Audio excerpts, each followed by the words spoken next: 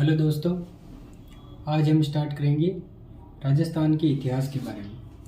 राजस्थान के इतिहास की शुरुआत हम राजस्थान के सामान्य परिचय यानी सामान्य जानकारी से करेंगे। सबसे पहले हम राजस्थान के नामकरण के बारे में जानेंगे, क्योंकि ये जो इतना बड़ा स्टेट है राजस्थान, उसका कहीं न कहीं इतिहास में प्राचीन नाम तो रहा होगा। हम जानते हैं कि राजस्थान का सबसे पहले एकीकरण हुआ था। इस हिसाब से देखा जाए तो राजस्थान का प्राचीन शिलालेखों अभिलेखों में कहीं न कहीं इस शब्द का कहीं न कहीं पहले भी उल्लेख हो चुका है। आज हम इसी बारे में जानकारी प्राप्त करेंगे। तो राजस्थान का सबसे प्राचीन नाम जो था, ऋग्वैदिक काल के समय में जो प्राचीन नाम था वह था ब्रह्मव्रत। और रामायण काल में वाल्मीकि के द्वारा जो रामायण लिखी गई उसमें राजस्थान का प्राचीन नाम मरुकांतार मिलता है। इसके बाद में कहीं भी राजस्थान का उसके बाद राजस्थान शब्द का प्राचीन काल में कहीं भी उल्लेख नहीं मिलता है। राजस्थान शब्द का जो सर्वप्रथम उल्लेख मिलता है वह एक शिलालेख है जिसमें मिलता है, जिसका नाम है बसंतगढ़ शिलालेख। इसमें राजस्थान का नाम राजस्थान तो नहीं मिलता है, पर उससे मिलता जुलता ही कुछ ऐसा ही नाम मिलता है। इस शिलालेख में राजस्थान को राजस्थानादित्य या राजस्थानादित्य के नाम से लिखा गया है। बसंतगढ़ शिलालेख की अगर हम बात करें तो बसंतगढ़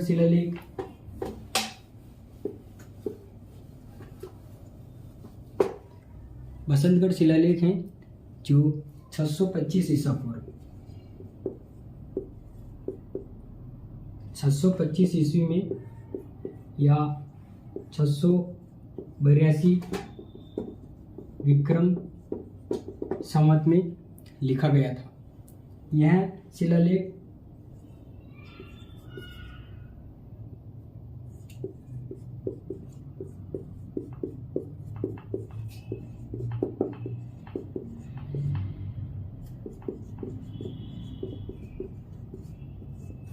खीमल माता मंदिर जो कि सिरोही में पड़ता है वहां से मिला था। इस शिलालेख में प्राचीन जो चावड़ा वंश के शासक थे जिनका नाम था शासक वर्मलाल,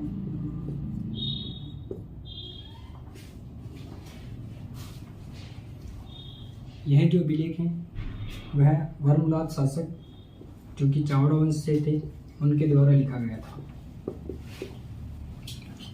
उनके शासनकाल में यह अभिलेख लिखा गया था। उसके बाद जो राजस्थान के नामकरण के संदर्भ में दूसरा जो राजस्थान नाम का उल्लेख हुआ है वह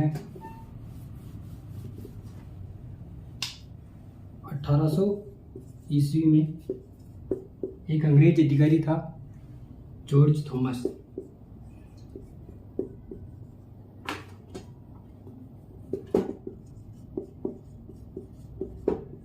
उनके द्वारा राजस्थान शब्द का प्रयोग किया गया था। जो जॉर्ज थॉमस ने राजस्थान के प्रदेश के लिए राजपुताना शब्द का प्रयोग किया था।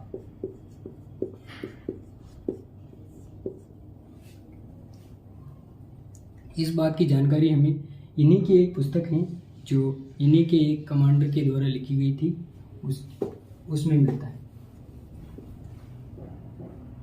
इनकी पुस्तक का नाम था इस बात का उल्लेख जो है वह विलियम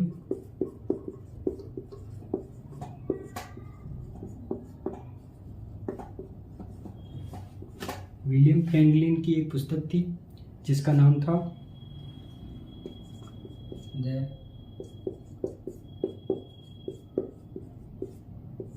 मिलिट्री मेमोयर्स ऑफ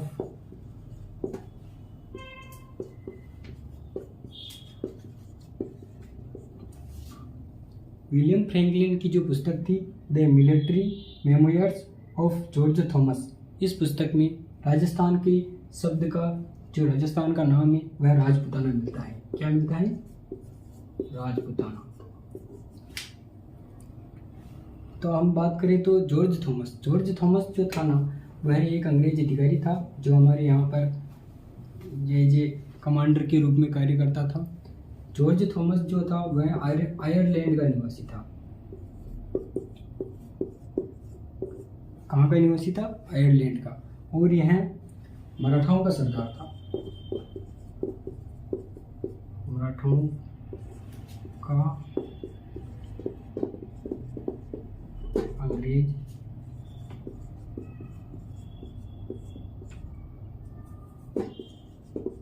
अंग्रेज कमांडर था। इसके बाद में राजस्थान शब्द का आगे चलकर एक बहुत ही राजस्थान के बहुत ही प्रसिद्ध इतिहासकार हुए हैं, उन्होंने सबसे पहले राजस्थान शब्द का प्रयोग किया था। उनका नाम था कर्नल जेम्स टोड, जिन्हें हम घोड़े वाले बाबा के नाम से भी जानते हैं।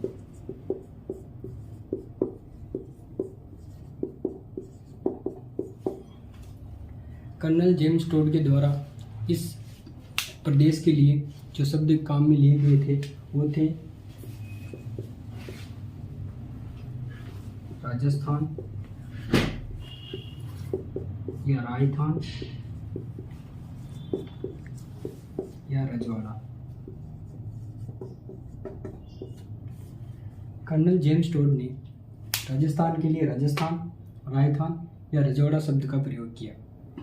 इस बात का उल्लेख इनकी एक पुस्तक थी जो इन्हीं के द्वारा लिखी गई थी 1829 ईस्वी में। 1829 ईस्वी में इनकी एक पुस्तक थी जिसका नाम था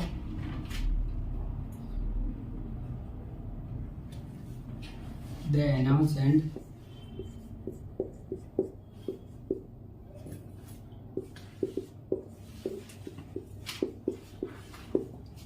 एंटीक्विटीज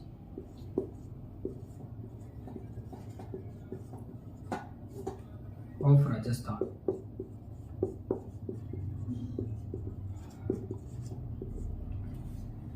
कर्नल जेम्स टोड ने अपनी पुस्तक the Annals and Antiquities of Rajasthan, इस पुस्तक में राजस्थान के लिए राजस्थान शब्द का प्रयोग किया था। राजस्थान शब्द का सर्वप्रथम उल्लेख है वह हमें इसी पुस्तक में मिलता है। इस पुस्तक का एक दूसरा नाम भी है जो भी काफ़ी बार एग्जाम में पूछा गया है और पूछा जा चुका है और क्या पता आगे भी पूछा जा सकता है। इस पुस्तक का नाम है, इसका दूसरा नाम जो हमें मिलता है वह है the Central and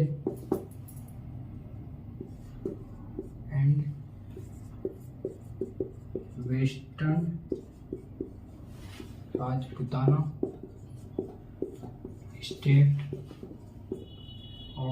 states of India. Colonel James Tod की जो पुस्तक थी the Annals and Antiquities of Rajasthan, उसका दूसरा नाम है the Central and Western Rajputana States of India. इस पुस्तक में इन्होंने राजस्थान के लिए सर्वप्रथम राजस्थान शब्द का प्रयोग किया था। अगर एग्जाम में पूछा जाए कि राजस्थान के लिए राजस्थान शब्द का सर्वप्रथम प्रयोग किसने किया था तो वह कर्नल जेम्स टोड ने ही किया था। कर्नल जेम्स टोड ने ही किया था। इनकी जो पुस्तक थी annals and Antiquities of Rajasthan, ये पुस्तक अंग्रेजी भाषा में लिखी गई थी। अंग्रेजी भाषा में लिखी गई थी और इसका हिंदी अनुवाद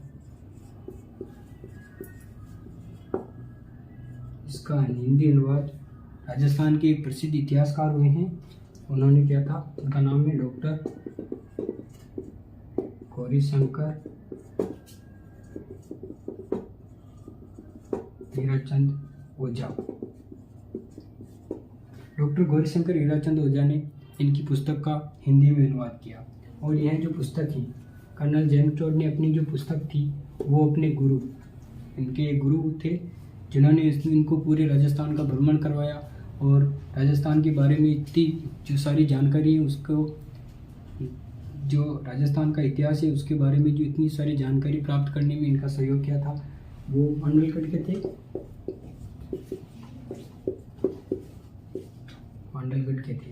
उनका नाम था चेनयती ज्ञानचंद।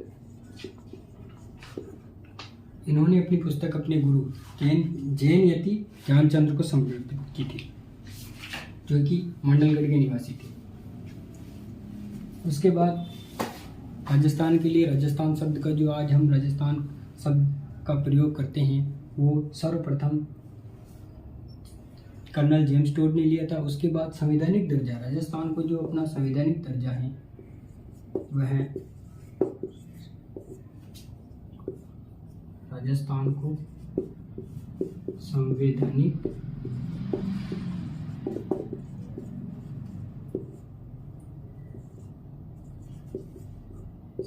दर्जा जो मिला था वह मिला था 26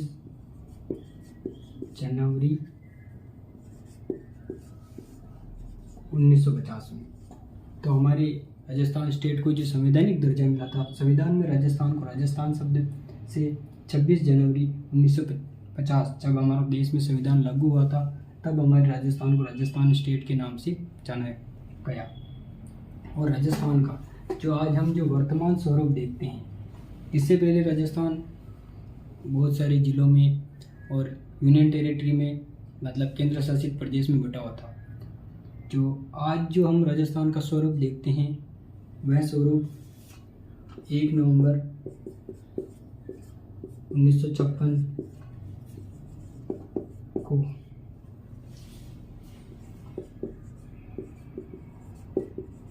राजस्थान अपने वर्तमान स्वरूप में आया। 1 नवंबर 1956 को राजस्थान अपने वर्तमान स्वरूप में आया, क्योंकि 1 नवंबर 1956 तक अजमेर जो था वह एक केंद्र शासित प्रदेश था और हमारा अबू देलवाड़ा का जो पार्ट था वह गुजरात के अंडर में आता था। इसलिए 1 नवंबर 1956 को फिर से राजस्थान का एकीकरण का जो अंतिम चरण है वह भी 1 नवंबर 1956 को ही पूरा हुआ। और इसी दिन राजस्थान के कुछ हिस्से जो एमपी से जुड़े हुए थे उनको एमपी में मिलाया और दूसरे हिस्से जो राजस्थान एमपी ने राजस्थान को दिए। ऐसे कुल मिला के 1 नवंबर 1956 को अपना जो राजस्थान है वह वर्तमान और पूर्ण रूप से अपने स्वरूप में आ गया था। तो कैसे लगी हमारी जानकारी? अगर आपको पसंद आई हो तो हमारे वीडियो को लाइक करें, चैनल को सब्सक्राइब करें और ऐसी ही जानकारी पाने के लिए हमारे साथ जुड़े रहें और हमारे वीडियो को ज़्यादा से ज़्यादा आगे शेयर करें। धन्यवाद।